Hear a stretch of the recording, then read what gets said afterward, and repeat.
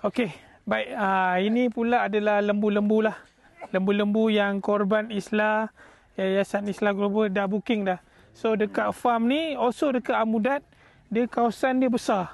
Sebab dia senang ada rumput ragut, untuk meragut tu senang. Sebab dia tak boleh bela dekat kawasan kampung-kampung tu, dia tak ada kawasan yang sesuai. So inilah kawasan yang sesuai. Kat sini, farm ni almost ada 100 ekor lembu. So almost 100 ekor lembu yang kita punyalah korban Islah dah book dah. Islah Global dah book. Ada around yang 100 lah.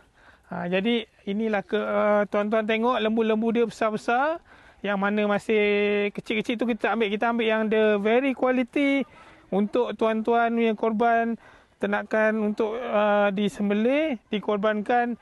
Yang baik punyalah kita akan ambil yang around macam gini. Ni 250-300 kg daging kan. So ini antara barang yang kita pilih, barang yang kita mahukan untuk korban Islah. Inilah dia. InsyaAllah kita akan buat yang terbaik. Islah Global akan buat yang terbaik. Anything some to say? Allahu Akbar, Allahu Akbar, Allahu Akbar. We are really grateful for our brothers and sisters of Malaysia for entrusting Islah Global. We are calling upon all those that haven't participated to pay for their victims through Korban Islah.